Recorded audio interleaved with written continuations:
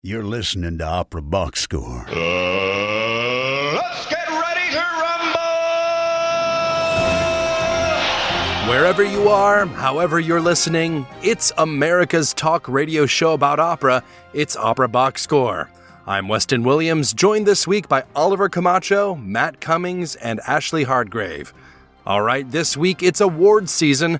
Grammy nominations are in, and so are the International Opera Award winners. Find out who's cashing in on that OBS bump this year. Plus, Matt and Ashlee play Monday evening quarterback from coast to, well, Third Coast. And then friends of the show, Boston Early Music Festival, are set to present the Dragon of Wantley as their Thanksgiving weekend chamber opera. We've got their star tenor Aaron Sheehan, who takes a free throw on what it's like to be in one of BEMF's lavish, historically informed productions. Plus, in the 2-minute drill, the Met plans to celebrate Stephen Schwartz? Could a staging of Wicked starring Lise Davidsen and Nina Stemme be far away? Make sure you subscribe on our podcast to find out. On Spotify, you can click follow. On Apple Podcasts, hit the plus sign. Send us a voice memo or email us your hot takes. Mailbag at operaboxscore.com, or you can record your thoughts using the You Got Something to Say page on our website, operaboxscore.com. However you do it, you'll get an OBS beer coaster, an OBS lapel pen, and an all-new #1 OBS fan foam finger, just for sharing your own hot take. And that's a pretty good deal to me. I don't know about you, Oliver, but I want to take advantage of that. You know, what's a really bad deal right now is the way Carlos Alcaraz is playing. I don't know what happened to this beautiful boy after after Wimbledon. Like, he just has not recaptured his form, and he's been eliminated or beaten by people who he was easily beating earlier this year. We are in the final big tournament of the year right now, the ATP finals. They just choose 8 of the top players to all battle it out like Royal Rumble style. And he already lost in his first match. And yeah, it's just, I don't know. I want to give him a hug. I want to like shampoo his hair for him, you know? Is he Wimbledon, Matt Cummings? I mean, sources may differ on whether or not he's having a better week than Jason Kelce, who was greeted at the Wiener Circle in Chicago this week as Taylor's boyfriend's brother. Who is Jason Kelce? The other Taylor's Kelce boyfriend's brother. Okay, but is he an weren't paying athlete? attention, he plays Oliver. for the Eagles. Oh. We need a football person here, but Is I'm he pretty also- sure that's right. Is he also hot? Can I put my name in the hat for him? I mean, he's in the area, Let me look so him up. go for it. Ooh. I'm not applying to be Jason Kelce's butt boy. Our listeners were dying to know about your tush push antics. Please, for the love of God, let's talk some opera. Chalk Talk on Opera Box Score. So it's a great week for opera companies and recordings to be recognized. We got the International Opera Awards, The and Opies. we have Grammy nominations. Let's start with the International Opera Awards, and we'll go category by category. Opera Company of the Year. The contenders were the Vienna Folk Opera, Teatro dell'Opera di Roma, Geneva's Grand Theatre, the Opera Comique in Paris, Bayerische Staatsoper, and the one American entry, San Francisco. And I think, the suspense is over. Bayerische Staatsoper wins. They cannot get enough Bayerische Staatsoper. They really can't. At those Opie Awards. Yeah, they're the Hymens. It's really interesting to me how regularly it's always the Bayerische Staatsoper. I mean, don't get me wrong, they're a great company. I think they have a lot of variety that no American company can compete with. Of course, they've got great singers. They've got the more cutting edge productions on a regular basis. They have All that government funding and the year-round season will really... Yeah, and they also have like a pretty decent like international reach thanks to a lot of like, live broadcasts and recordings they just kind of drop, on the internet sometimes. It makes you wonder how Volksoper Wien and Geneva even were contenders. Like, what did they do? Or San Fran, honestly. for that matter, yeah. No hate to any of those companies, but I feel like, I think, you can correct me if I'm wrong here, but like I think that Bayerische Staatsoper has won, I think, almost every single year. I really do think that they've won almost every year. I think so. Let us know, mailbag at operaboxscore.com if we're wrong about that. Let's move on to Conductor of the Year now. Pretty decent, list of nominees here. We have a friend of the show, Carrie Lynn Wilson, Natalie Stutzman. We have Susan Melky, Mark Melky, yeah. Yeah, Mark Minkowski, Francois Xavier Roth, but of course it went to Antonio Pappano. I think this is them trying to make up for not nominating Royal Opera House London as one of the opera companies of the year. Honestly, over here in the States, I don't know what Antonio Pappano has done for opera except record that new Turandot with Jonas Kaufmann and Sandra Radvanovsky. Yeah. One of those people sounds very good. Yeah, I'm very aware of the activity of Natalie Stutzman, thanks to her work in the U.S., and Carrie Lynn Wilson, who's a friend of the show. And I love what Francois Xavier Roth is doing. I don't know what he's doing in opera, but I know what he's doing just generally. I have a feeling that for Pappano, this is just a recognition of his impending retirement from Royal Opera House, and that's kind of like a career valedictory sort of award. Okay. Yeah. Moving on to the female singer category, Corinne Winters, Golda Schultz, Ermanella Yaho, Alina Garancha, Eleonora Burato, and the winner, Aygul Akmeshina. Matt, you were saying that she's very young. She's very young. She was, I think she's like 27, and she got a lot of buzz this summer when she went on as Carmen. She's on that new recording with Freddie Di Tommaso of his aria recital as Carmen. So. Yeah, I don't know too much about her. It's exciting that she's won something so big. She's even younger than the baby of the show, me. Not sure how big they're getting in on the ground floor. They're on the Akmechina train. Next stop, the Grammys. Male singer contenders were Luca Salsi, Michael Spires, Michael Vola, so two Michaels, Mika Karas, that's pretty much a Michael, our friend of the show, Ryan Speedo Green, and Tomasz Konieczny. And the winner was Michael Spires. Yay! Because he doesn't. Yeah. He defies all categories. He could be female singer as well. So he sings. He sings in every Fox. Crazy range, and he's had a really good year too. Some good recordings coming out. We gotta get him on the show. I hear he's really keen on talking. So we should get him on. Oh, great! You are invited, Michael. If you're listening, hit us up. Yeah. Don't let the word go to your head until you are on OBS. Then we'll bring you down a notch. So. Best New Production, run through the nominees. Got Tales of Hoffman from Opera Australia, Nixon in China from Paris National Opera, Wozzeck from ROH, The Greek Passion, which is not one I'm familiar with, from Salzburg. We also have Orfeo from Santa Fe Opera, which Oliver is familiar with. And we also have Il Tritico from Scottish Opera, and Il Turco Natalia from Teatro Real. But the winner is the Bayerische Staatsoper production of Prokofiev's War and Peace, directed by Chernikov. And honestly, I have not seen this production, but if you look on paper and see the forces and level of resources required to put on Prokofiev's War and Peace, you should automatically get an award just for pulling it off. So topical. So topical. Yeah. I will say, like, the timing of the production, so soon after the invasion of Ukraine was, I don't know if that was planned beforehand or not, but certainly hit the right note, I think, at least for the committee who chose the winners here. I have no objections. I just want to say that there were 8 productions that were nominated. Only one was from the U.S., which is fine. But I'm assuming that if you are on the judging panel, you had to have seen all 8. And if they have seen all 8, good on them for... They're very well traveled. Yeah, for seeing that much opera. They're clearly doing a lot harder work than the Grammy nominating committees are in sussing out what deserves to be nominated. So... Moving on, Best Designer went to Lislie Klachen.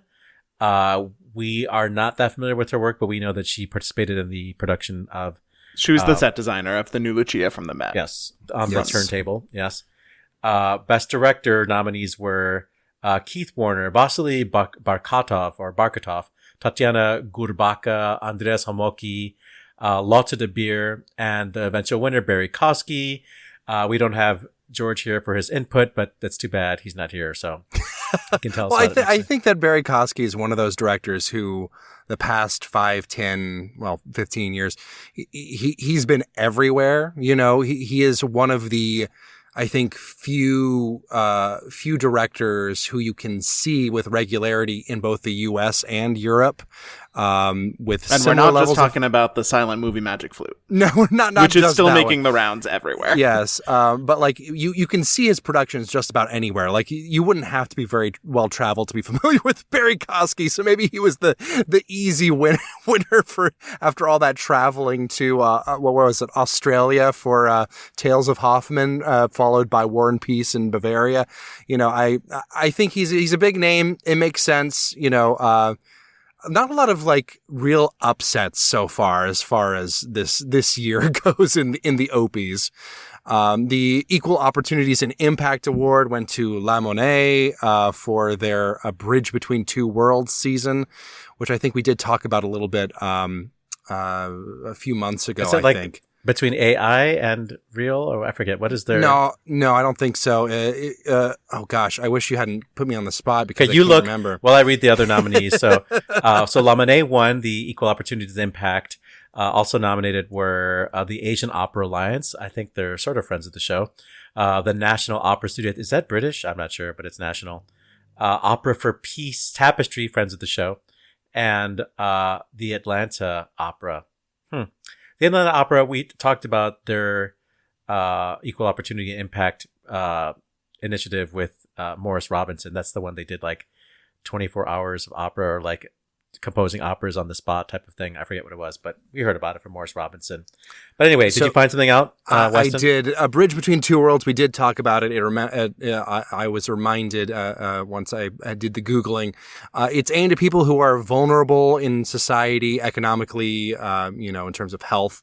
They did things like we organize weekly choral singing groups in prisons, and talked about poverty and social vulnerability in opera and opera singers.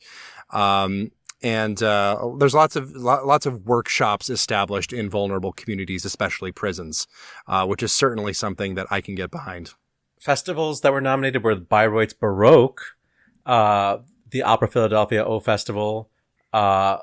What is this? O Festival Rotterdam? Is that different than the Opera Philadelphia Festival? I think it's just the Rotterdam Festival. Yeah. Okay. Well, maybe Grange there's Festival. another O Festival. And the Handel Festival in Halle. But the winner was Festival d'Aix-en-Provence, because it's, I imagine, the most beautiful festival to go to. Yeah. Another one that wins very frequently. Yeah, they have the best wine.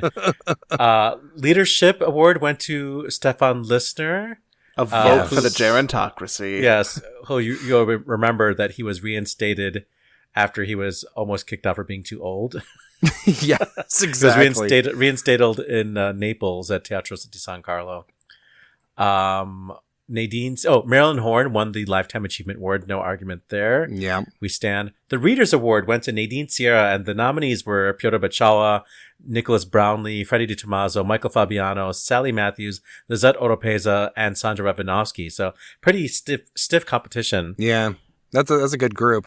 The complete opera recording went to Opera Rara's Il Proscritto, beating out recording. a bunch of random stuff like César Franck's Hulda, Lulis Sichet, Mercadante's, Puccini's Turandot is not random, and Rimsky-Korsakov's Havana wasn't enough to get it over the top, though. Christmas Eve, yeah.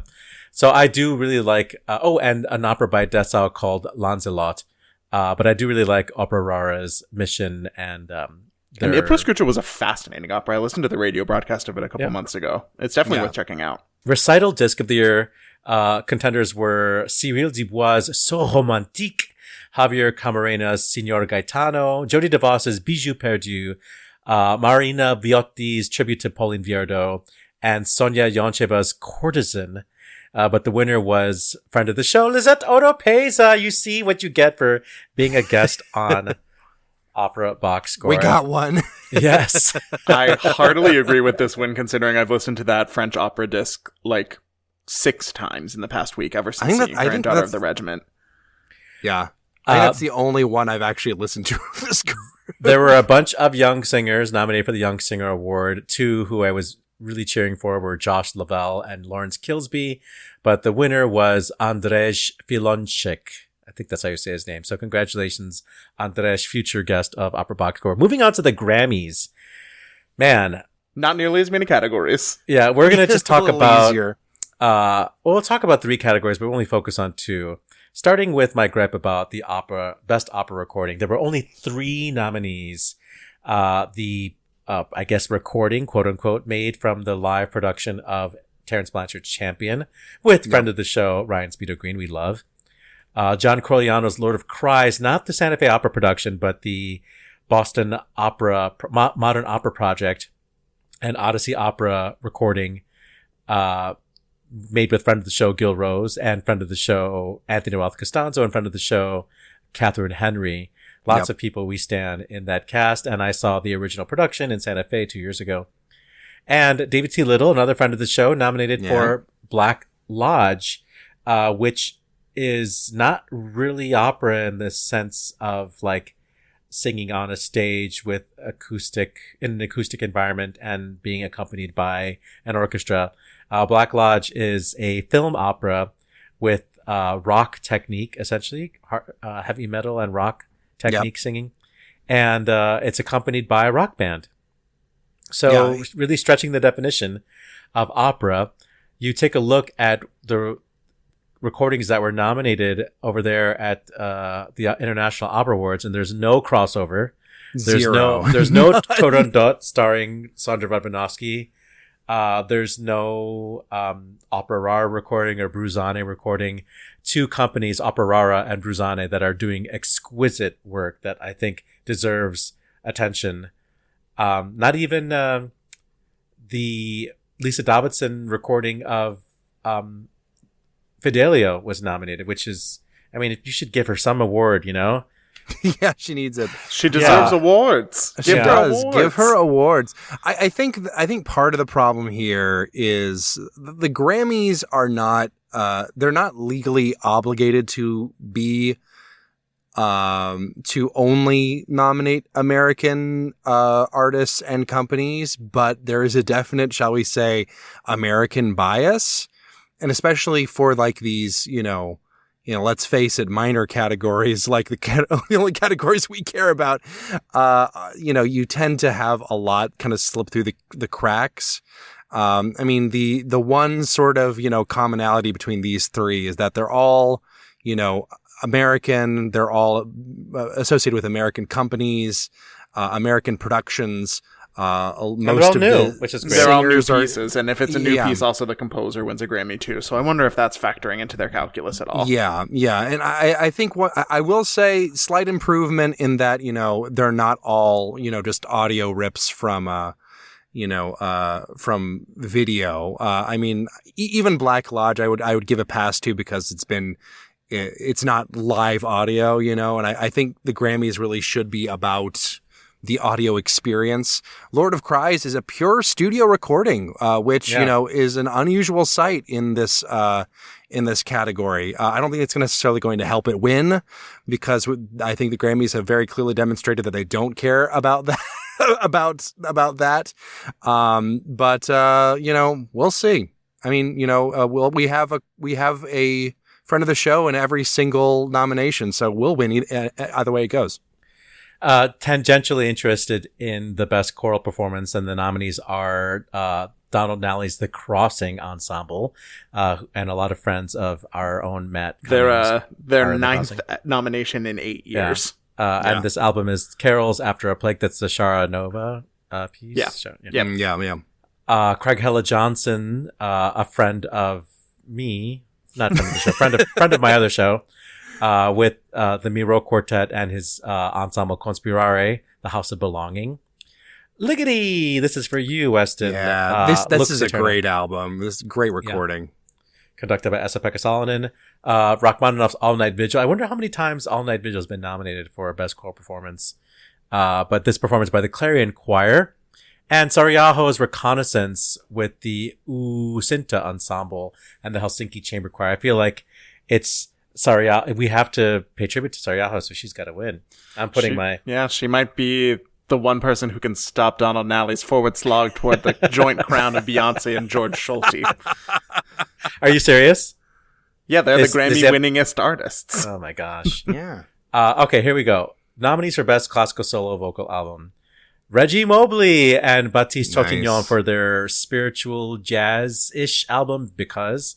Friend of the show, Carmen Suleiman and guitarist Sean Shibe for their exploration of identity and Broken Branches. Friend of the show, Laura Strickling with Daniel Schlossberg in her commissioning project, 40 at 40. Friend of the show, Lawrence Brownlee with pianist Kevin J. Miller for Rising, which I just listened to today. Very good. And future friend of the show, Julia Bullock with Christian Rye for Walking in the Dark. These are all recordings that I stand. They're all DEI forward. Every one of them is DEI forward. Yeah. So that's interesting. I feel like Laura Strickling is at a disadvantage for being the cis white woman and the nominees. And that's, I mean, it's a great thing and it's a sad thing at the same time, but I always think that the Grammy classical solo albums are, I agree with the nominees much more than anything in the opera category consistently. It's interesting to me that that's such a common theme. I think it's going to go to Julia Bullock, but maybe that OBS bump will get one of ours. I think Larry Brownlee's going to win it. All right. Place your bets, folks. Who do you think will win, Matt?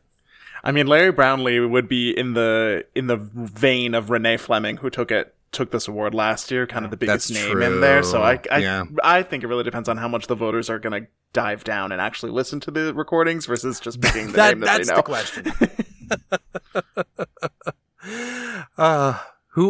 This is always one of the most exciting times of the red carpet, opera crossover. It's the one moment where, I feel like I'm in step with the popular music, cheering on my favorite recordings, even though there's only 3 of them in the opera category.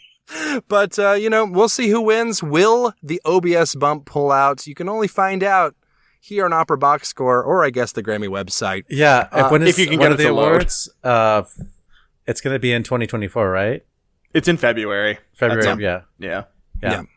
So make sure you don't look at the Grammy website and you only listen to our podcast. Coming up next, we have a field report from Ashlee Hardgrave, plus Matt Cummings will give us a nice chunky rundown on Yenufa at Lyric Opera of Chicago. Make sure you subscribe to our podcast, by the way. On Spotify, click follow. On Apple Podcasts, hit that plus sign. Pass or fail? Here's Monday Evening Quarterback. Hey there, OBS folks. This is Ashlee, and I am coming to you live from the intermission at the Kennedy Center of Washington National Opera's closing night of Grounded. My Act 1 thoughts are, Weston, are you ready? Are you ready with the button? Holy buckets, holy cow, holy everything. This is it is a very now opera. It is a very extraordinary opera. There are 300 LED tile panels that are hovering on the top half of the stage as the ceiling and the walls and the floor to project a number of images, largely F-16 fighter jets. There's a lot going on technologically speaking, but Tesori's score is really stunning. It's contemporary, but it's tonal. The scenes that take place in Wyoming, where Eric, the male lead's home are very, frontier, ranch, beautiful. But really, this is about the singing, and the singing is extraordinary. Emily D'Angelo as Jess. This is her show. This is her show. She has an incredible instrument. She was Prince Charming in the Met Cinderella. She is absolutely extraordinary. I really hope she goes with this to the Met when it goes there next season. Not to be missed is Eric, who is played by Joseph Dennis. He's a fantastic tenor. He soars over the orchestra at just the right balance, even when the orchestration is super thick. So he's really, really excellent. And one of my vocal besties, I love him so much, Morris Robinson, as the commander. Can he sing everything all the time? I just want him to sing everything. So yeah, these are my sort of initial overwhelmed thoughts of Act 1. I will be sure to provide more of an assessment at the end of Act 2 when I've seen the whole piece as a whole. But what I've seen so far, it's really special. It's really something. It is very now in terms of opera, but it definitely has sort of the grand things that you want to see out of this type of storytelling. It's really something. It's really special. Sorry, one other thing I forgot to mention about this. I'm just so overwhelmed. One of the things that makes this really special is that, we often hear stories of war. We often hear stories of soldiers. We don't often hear the stories of female soldiers and the unique challenges that come with having the physiology of an able to bear children female soldier, and that storyline is very important to this piece, and it's something that is it's just not told, especially not in this art form. So I'm really appreciating and very moved by that. At any rate, okay, here we go, on to Act 2.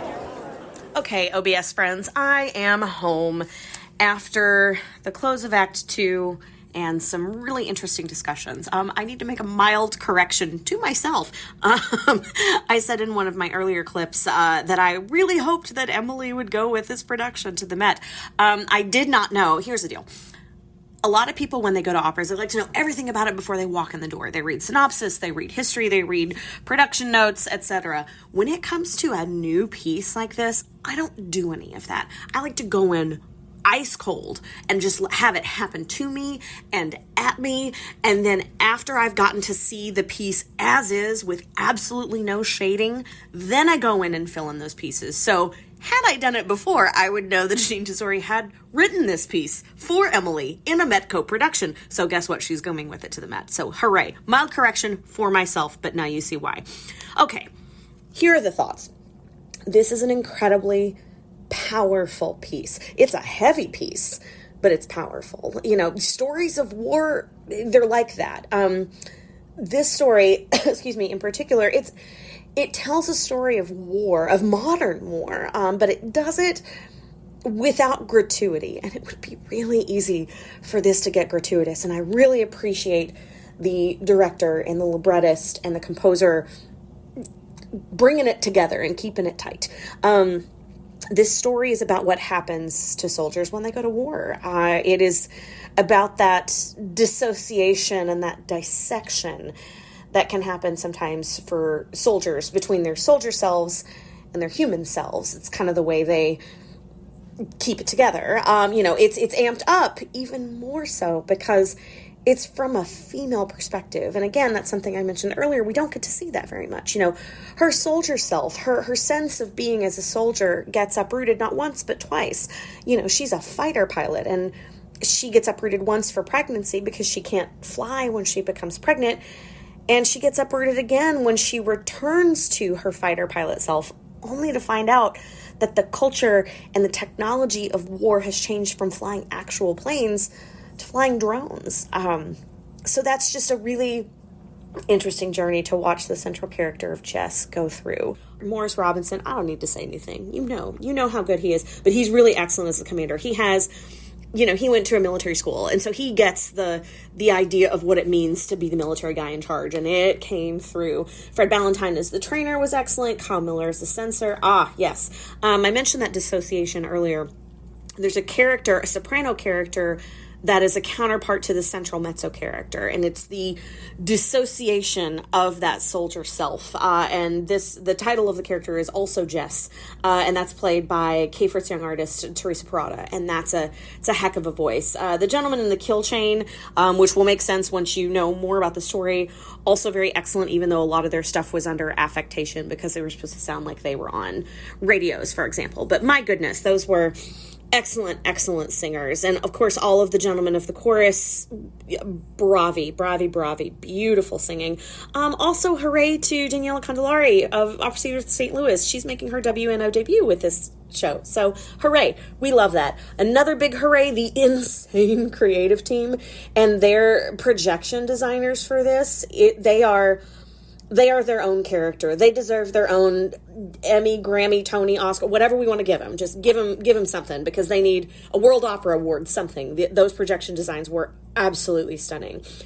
Also, a big shout out to the military accuracy within the storytelling. There were these little visual cues, the placement of actors behind the central characters, so that people were always being watched, always being surveilled, because in the military, that's a thing. Like, nobody's doing stuff on their own. There are always 100 sets of eyes on you. And just some of the things they did with the military plot points were incredibly accurate, and I very much appreciated it. These aren't necessarily critiques, but some interesting what-ifs. You know, as tight as the storytelling was, and as cool as so much of this music is, I do feel like there might be some spots at the end of Act 1 that could be trimmed just a little bit. Again, I mean, the story's pretty tight. We're looking at, under 3 hours start to finish with an intermission. But there were just a couple of moments that I felt went on a little bit longer than maybe I would have hoped. It'll be interesting to see what happens when this goes to the Met next season. But the librettist and the composer were rumored to be in the house tonight to feed off of our energy so that they can make adjustments and updates for the Met production. They are going to have plenty to work with based on the audible gasps that were coming from my section of the floor, as well as the shifting in the seats.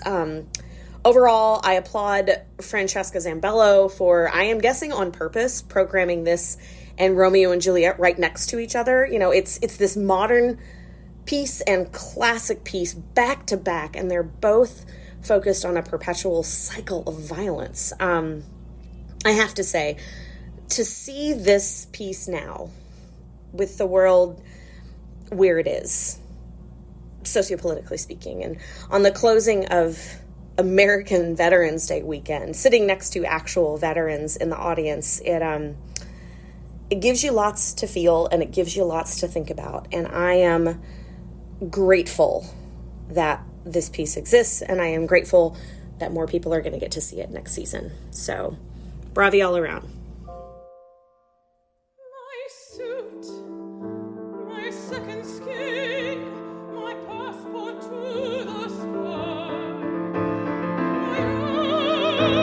My tiger, my bird who cradles me, who lifts me up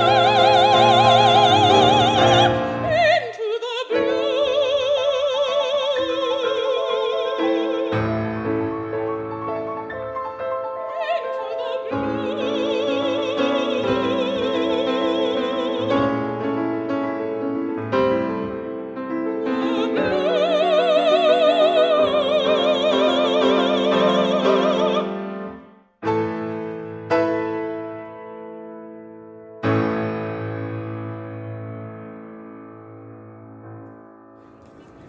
Well, hi, OBS peeps. I am here in the Music Center, specifically the Dorothy Chandler Pavilion, here at the intermission of LA Opera's Barber of Seville.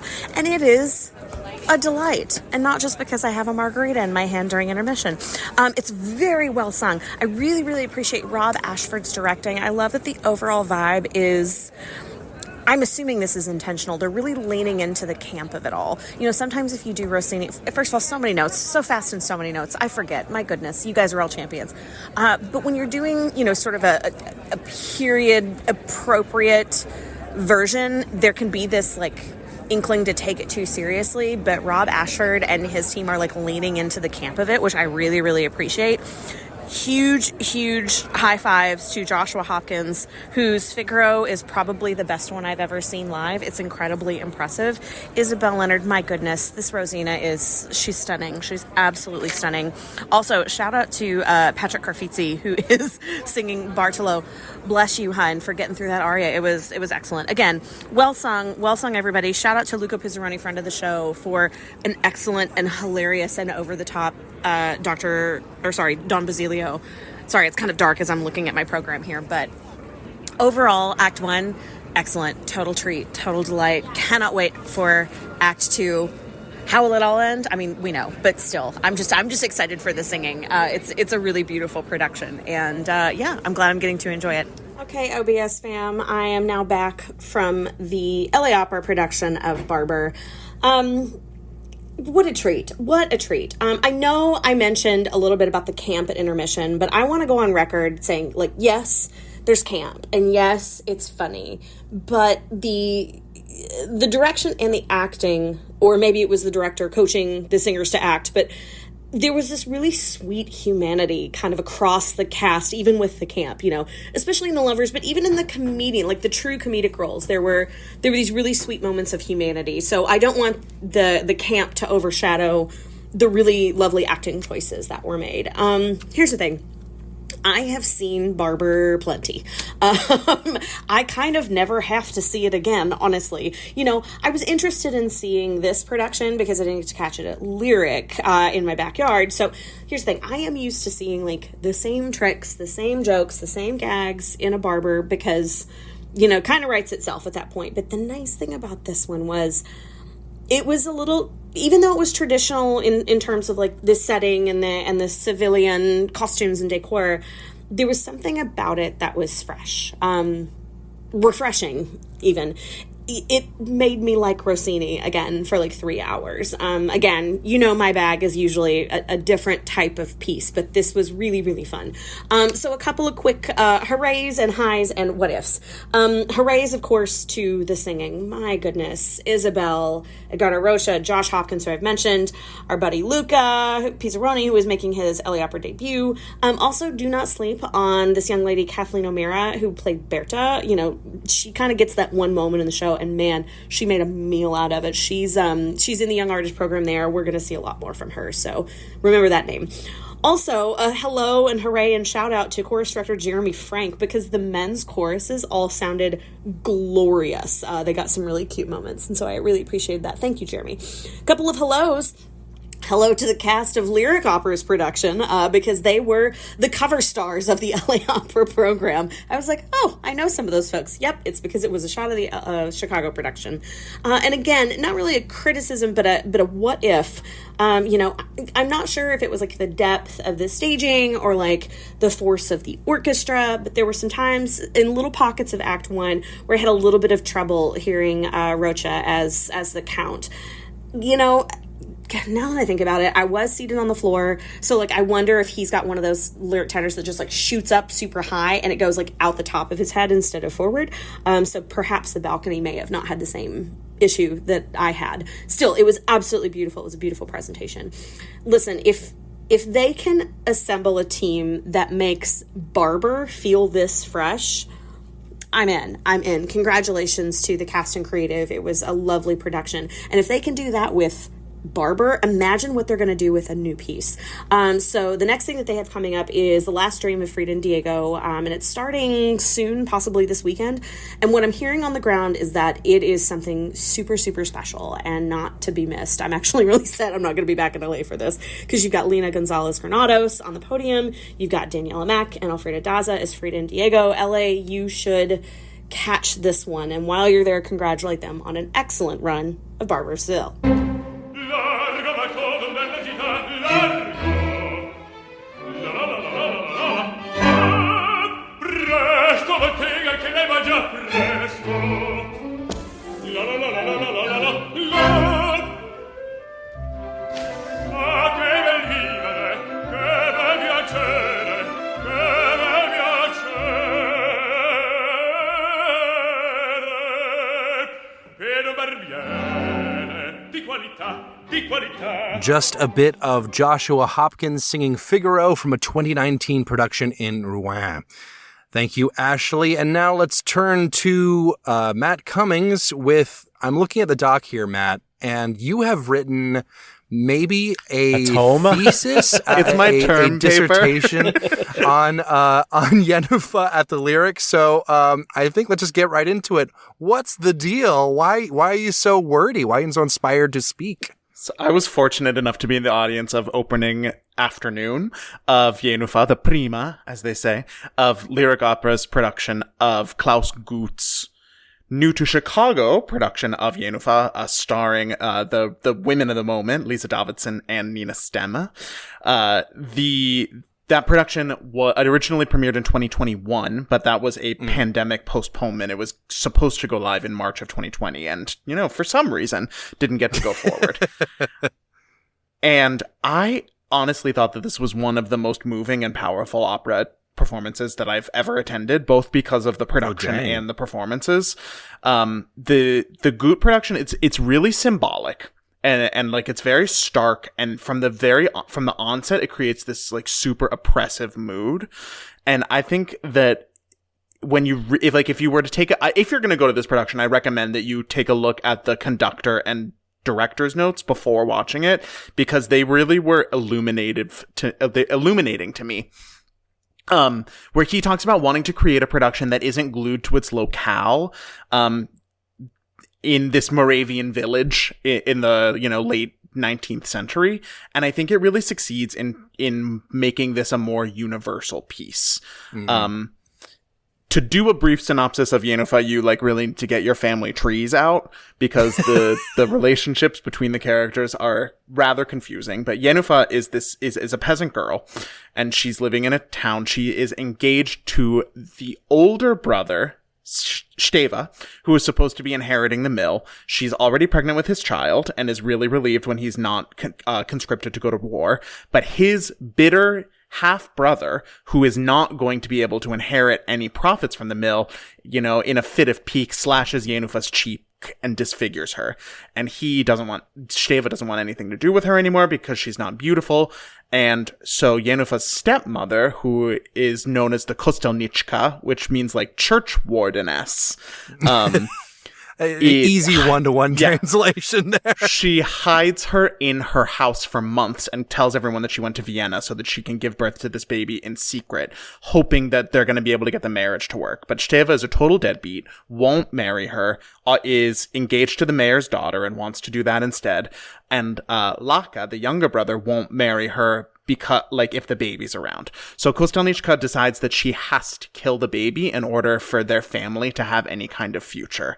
And she drowns it under the ice and doesn't tell Jennifer that she kills him, the baby, just that he died while she was in a feverish dream. So couple months later, during the wedding of Jennifer to Laka, the baby is found. And the whole town starts getting ready to, inflict this punishment on Jennifer. And the Kostelniczka says, "Don't do it. It was me. I'm guilty." And Jennifer forgives her. And she and Laka end up in a really loving relationship after all.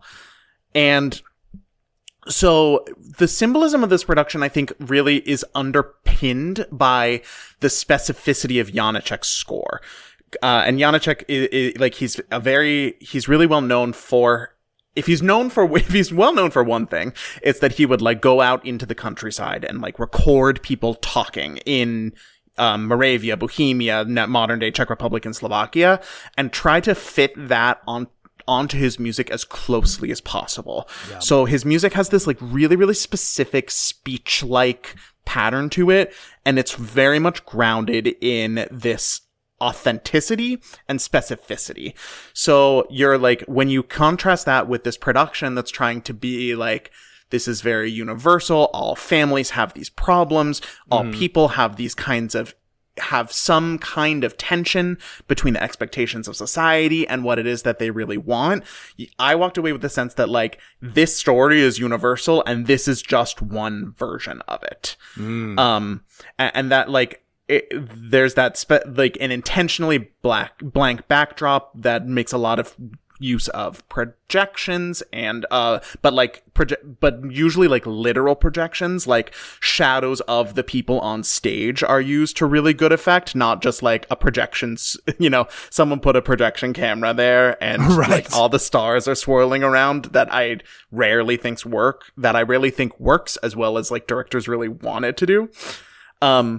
But from the very beginning, the curtain is raised through this kind of slatted scrim And so you kind of get the feeling of it like going step by step and instead of kind of like a smooth rise, since there are like all those black slats in the middle of it. And it was like really effective at punctuating this kind of vibe of the opera, that it's like very oppressive. It's very conservative. People are always watching you. And like both in real life and also like in the nightmares of the characters. And in Act 1, you're just kind of like, this is very uneasy. Everyone's being really weird. Like, what is happening? And then you get to Act 2, and I honestly think that this is one of the best acts of opera, period. Like, it's so gut-wrenching. It's this, like, it's this series of confrontations between all of the characters, and Gutt's production turns from this like very atmospheric town into like a really, really specific searing family drama. And like a lot of the symbols that were laid out in the first act like start making a lot more sense. Like the women in the mill are working on these things in Act 1, and you're like, what are those things that are hanging all over the stage? And then in Act 2 you see like that it's baby cradles. Because that's the baby cradle that's in Yennefer's room. Spoiler alert. I mean, kind of. The Kostelnichka's house in Act 2 is like this literal cage, and it has 2 rooms. There's a bare mattress on the floor for Yennefer's room, and like a small desk and a lamp. And the stage is strewn with like 25 different mattresses. And I think that he's kind of trying to make them represent different things throughout the act. So at first they're like this oppressive obsession that the characters have because they've been trapped in the home with nowhere to go. And then when Kostanichka's like talking about how her worst nightmare is everyone in town figuring out and shaming her, the mattresses get this really like dirty feeling because they're like, that's the sin, that's the sex that's happening. And then during Yennefer's prayer, she, has this kind of reverie where she dreams of escape and leaves the cage for a little bit and lies down on a mattress. And like, then it's just like longing for rest and for freedom. And like, the most really effective moment of the cage part, I think, is like when Laka like eventually relents to marrying Yennefer, he comes over and he pulls one of the pieces of the cage out, like literally offering her freedom with his proposal. And it looks like they were just fences, but spoiler alert coming up, like he lays it down on its end and you see that actually the cage is made out of bed frames. It's all of and he picks one of the mattresses up on the ground, and it was like a really powerful moment to me. It made it very clear that, this is a loveless cope rather than like an actual marriage at this point. It's societal soothing and nothing more. Yeah, man, sounds like a pretty Gutt production, but yeah. And then Act 3 like just takes it over from there. I'll leave some surprises to the audience. Okay, good. But, what's your star rating out of 5? It's fully 5 stars. Like Lise Wow. Davidsen, much has been written, much has been said, some on this podcast. I've did a lot of listening to her recordings. It does not prepare you for what the voice is like to experience live. Like during her final aria duet, you feel the resonance in your body. She can sing so loudly. She can sing so quietly. It's beautiful at both extremes. This is a pretty rangy part. There's like a lot of B flats and Bs. I was, trying to follow along with the score today while I was listening, and I didn't see any Cs, but that doesn't mean that they're not there. Like, it's pretty high. And she is just like head and shoulders literally over most people on the stage, and also she's vocally, 6 feet tall, so yeah, like when she's off stage singing, she is still louder than some of the people who are on stage. But it never sounds forced. It always like has this really beautiful shimmering core, and like the quality does not come across over recordings in any way that does her justice, even though those recordings are like still pretty good. As somebody, before we go, as somebody who has to often edit those recordings and prepare them for radio, the recording engineers don't seem to know what to do with her voice, because she does have these extremes of loud and soft, and you get to the loud parts and it almost, clips, like it's so loud that it's like distorted, and like most recordings are compressed and you expect them to do some engineering, but they are like, I don't know, it's just going to be a bad couple of seconds on this one. Nina Stemme also like is not here to like be forgotten as the Kostelnichka. Right. Anytime she comes on stage, like she is in command of it. I think she is like a titanic force. And even if some of the top notes like maybe are a little bit more effortful for her now than they used to be, I think it's worth the effort. She like is totally singing with abandon, and her lower voice sounds pretty fantastic. But she is absolutely throwing herself into this very thrilling drama of like inhabiting the role of a religious zealot and also making her very human. The family relationships are in this play that was turned into an opera. They feel really real, and I think the performances like breathe a lot of life into them. Well, I believe if you're listening to this episode when it drops, you'll still have at least a week or two. If you're in the Chicago area, to check the 26th, out the 26th. Yes, thank you. To check out Janacek's Yenufa, excuse me, at Lyric Opera of Chicago. I think it's an accented first syllable and a long unaccented second syllable. So it's Yenufa. Yenufa. Okay. There we go. You learn something new every day here. And is it Laka or Latsa? I am not sure. It might be Latsa.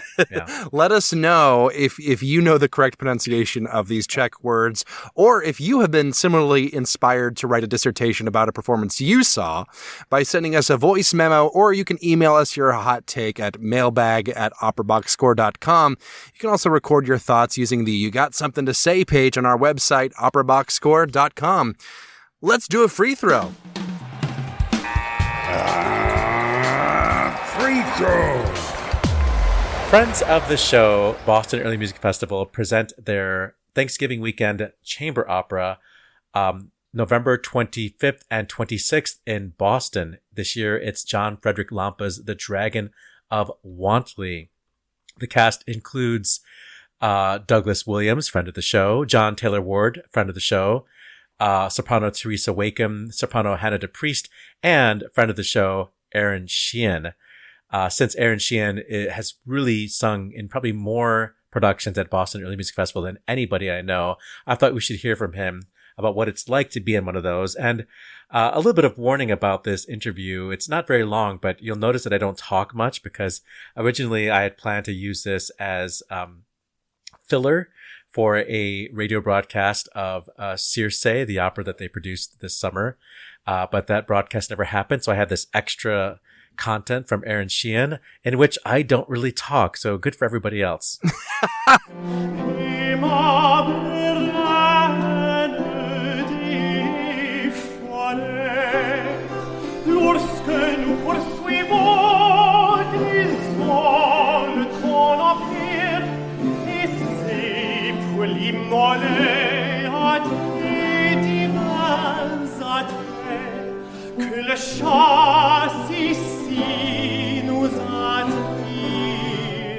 What is it like to work on an opera with Boston Early Music Festival? What is the process like, and how does that maybe differ from other opera performances you've done?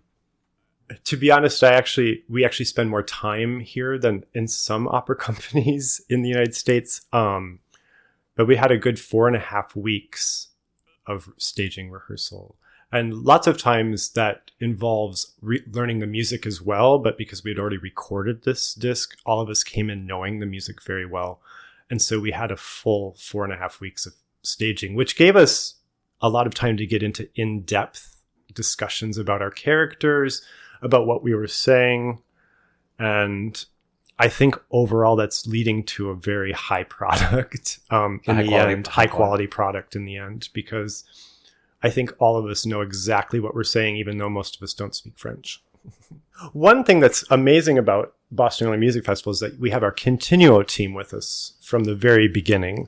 I don't think, once you get out of the Baroque world, I don't think a lot of people understand this aspect of Baroque, like opera. The Continuo team is playing from the very beginning to the very end of the whole opera. They don't take a break. They play in the arias, they play in all the recitative. And it is important, it is paramount that they know exactly what we are saying just as much as we know what we're saying. They know when we're going to breathe. They know where we might take time. And the only reason that happens is because they've been playing for us for the last 4.5 weeks, which means that your director is going to be there for the whole time, which is not always the case in an opera staging as well. Can you talk about getting into the mood of French Baroque with the access to the choreography or access to seeing the choreography and the costuming, etc., that type of stuff, like the stage craft, you know? One way that helps us get into this world of French Baroque opera is that a lot of it is based on dance. And we are lucky enough to have, I believe, 10 dancers in this cast. And so you get to see how they move on stage, which also influences how the singers move on stage. And then the second we put on our costumes, we all just, you just stand differently. It's the second you put on a heel, you walk differently. And then you put on tights, you put on a wig, you put on a very fitted outfit that's kind of a dress. And you also stand. It makes your arms move a very certain way. You can't just stand like you do in downtown Chicago when you're putting on a French Baroque outfit. One thing that's special about a French Baroque opera is that it's not just the music that can show you how the music is going to be performed. You have the set, which is ornate. You have the staging, which is usually symmetrical. And you're moving in a very controlled and delicate way. And then you have the costumes, which are lacy and beautiful, and they're ornate. And that leads you to the singing, which is mirrored in all of that. And then it gives you this whole, like, I shouldn't say the word whole. No, it's fine. It was going so well. I want to say Gesamtkunstwerk, but I can't. It creates a whole. Yeah. It creates. So then with all of that, it creates a whole that gives you a very immersive experience.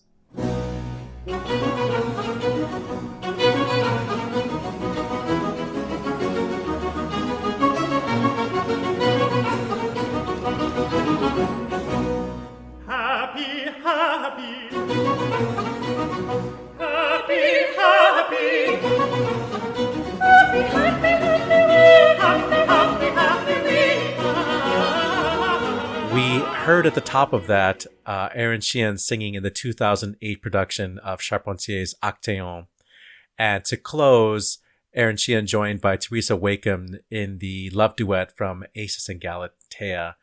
Once again, Boston Early Music Festival, Dragon of Wantley, November 25th and 26th in Boston. This just in, the 2-minute drill. All right, listen up. Here's everything you need to know about what happened in Operaland this week. Students at the Cleveland Institute of Music have submitted a petition calling for the resignation of board chair Susan Rothman and CEO Paul Hogel. The petition cites lack of transparency and honesty with the student body, their mishandling of 2023 layoffs, and the administration's reaction to a peaceful protest of Carlos Kalmar being placed on administrative leave. SiriusXM will remove the Met Opera station from its satellite feed, meaning subscribers must access the 24/7 broadcast from the internet app. 2 opera broadcasts will now be featured on the Symphony Hall channel per week. A petition has already begun circulating to restore the station to the airwaves, which I'm sure will make a huge difference. In more Met news, next year they will present a concert celebrating the 75th birthday of Stephen Schwartz, for some reason. The concert will include a veritable who's who of Broadway and opera, including Shoshana Bean, Angel Blue, Kristen Chenoweth, friend of the show Anthony Roth Costanzo, Sutton Foster, Nick Jonas, Alex Newell, Leslie Odom Jr., Oh Holy Night viral sensation David Phelps, Ben Platt, Paulo Schott, and Trisha Yearwood. That sure is a list of people who all make sense together. A survey by Norwich Theatre, which often hosted touring opera companies, found a strong demand for the return of opera in the wake of Arts Council England's defunding of Glyndebourne and Welsh National Opera. Quote, "Our research shows that audiences crave opera and that they want to see it nearby," said Norwich CEO Stephen Crocker. "We are calling on Arts Council England to reconsider and recognize the impact cuts to organizations like Glyndebourne have on access in the regions." With the conclusion of the SAG-AFTRA strike, Bradley Cooper can safely resume his publicity campaign for Maestro, but Parisian audiences are not so lucky. Opéra de Paris was forced to axe a performance of Turandot on the heels of an earlier cancellation of Cendrillon, both due to the strikes within the cultural sector. I see what you did there, Matt. In trade news, Sarah Connolly has joined the faculty of her alma mater, the Royal College of Music, where she has held a fellowship since 2008. Paolo Gavazzeni has been named the artistic director of Italy's Macerata Opera Festival. In local trade news, Catherine O'Shaughnessy has taken over as interim executive director of Chicago Fringe Opera, where she previously served as creative director. Exit-stage right Harry Akina, stage director and former artistic director of Hawaii Opera Theater, has died at age 68. Akina was the first native Hawaiian in that role and led the company for over 20 years and more than 100 performances. Said Hawaii Opera Theater, "As we honor his memory, we pledge to carry forward his spirit, ensuring that opera and the beautiful community that he helped to build around it continue to flourish in Hawaii." English bass baritone Keel Watson died suddenly at the age of 59. Watson made his Royal Opera debut in 2000 and sang frequently across the US as well as internationally. He was also featured in Kenneth Branagh's film adaptation of The Magic Flute and an animated version of The Cunning Little Vixen. Welsh tenor Ryland Davies has died at age 80. He made his Glyndebourne debut back in 1964 and won the House's John Christie Award the following year. Davies went on to perform with such companies as the Royal Opera House, Paris Opera, San Fran, and the Met, and is featured on a number of major opera recordings. And on this day, November 13th, in 1770, André Gratry had a premiere, L'amitié à la épreuve, in Fontainebleau. 16 years later, another Gratry premiere, Le Comte d'Albert, also in Fontainebleau. 1843 saw the first performance of Donizetti's Dom Sebastian in Paris. In 1854, American composer and conductor George Whitefield Chadwick was born in Massachusetts. The first performance of Jacques Offenbach's Les Deux Pêcheurs took place in Paris in 1857. German soprano Erika Wedekind was born in Hanover in 1868. She was the sister of the playwright Frank Wedekind, who wrote the plays Lulu is based on, one for Weston. In 1912, it was the first performance of Riccardo Zandonai's Melanis in Milan.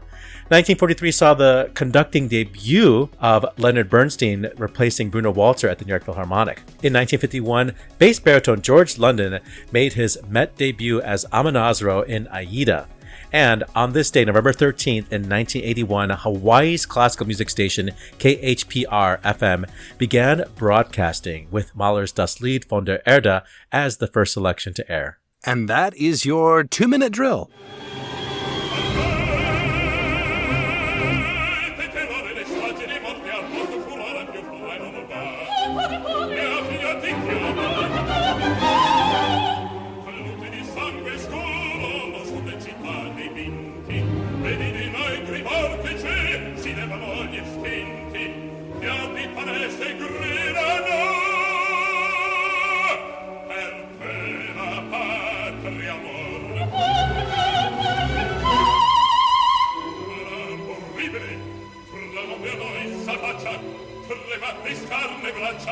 Sul corpo tu elevo come delle ravvisola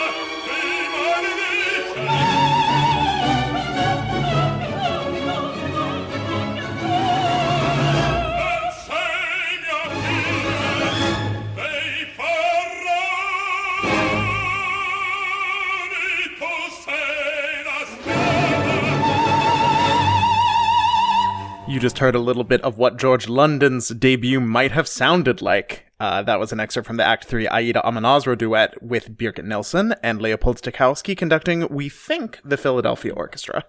YouTube, you can never tell what you're getting there. You just kind of have to listen for the acoustics of the hall. Does it sound like Philadelphia? Yeah. Before we leave on this day, Weston, any words about Frank Wedekind? You're a stan? Yeah, I love Frank Wedekind. He also wrote Spring Awakening, famously. That Leah Michelle's career is thanks to. Yes. Yeah, lots she should of play good Lulu. Operatic potential. Well, I mean, she could. Maybe at the Stephen Schwartz Gala. we could Leah Michelle will debut the murder scene from Lulu. Yeah, this is the Stephen Schwartz Gala. I mean, there's so little news here, but we had to mention it because this is really, truly kind of bizarre, and I think reflective. Really baffling. I mean, I mean, I get there's a little bit of like, crossover with Stephen Schwartz into but not Stephen Schwartz specifically. Like, if you're going to talk about opera musical theater crossover, the two like branches where that would normally go would be Golden Age stuff, where there had to be a lot more similarity in technique because the microphones weren't in use quite so much, and also a lot of those Jerome Kern worked with Oscar Hammerstein on the lyrics to Showboat. Like, there is actual crossover in the early days. And then also Sondheim, because it's so dramatically potent, and the line often gets blurred with those pieces like A Little Night Music, which is kind of fashioned after an operetta, or Sweeney Todd, that gets done by opera companies all the time and is through composed, and like it requires a lot of, classical singing technique to make it work. But Stephen Schwartz is like Belt City. It just doesn't make sense. I get the sense that this is probably like a fundraising thing. I think they were watching all of the engagement on the Wicked 20th anniversary content, and they were like, how can we get on board with Let's that? get it. I mean, it's strange. I think that Peter Gelb really has this kind of obsession with wanting to make the Met a part of Broadway. I don't think he realistically thinks he can do it, but he wants to. Every time and this feels like an idea he had, or maybe Stephen Schwartz is just a big fan of the opera. I don't know how much money they can make, considering some of these names are going to be pretty expensive. Got Nick Jonas, Leslie Odom Jr. Does Sirius have a Broadway station? I don't know. I don't have Sirius. They do. They sure do. And that one is not canceled. Yeah, Okay. This is a strange little story. He's trying to get Angel Blue onto Sirius. Sirius XM is a strange service right there in between, traditional radio and the new media. And the Met Opera Station is certainly a bastion of classical music for a lot of people. So taking it off of its normal feed feels like, not great. I don't know. This petition that is circulating seems to imply that Sirius unilaterally removed the Met, and I'm not sure if that's the case. I wasn't able to find anything saying otherwise, but I would think that the Met probably would also have a say. It might have something to do with just like an expiration of their contract. Also, that petition, as of the time of this recording, has 250 signatures. So not the greatest. So sign now. We'll get that going. And also, I'm sure the Met is like, well, we need to save some money considering the budget shortfalls of the past couple of years.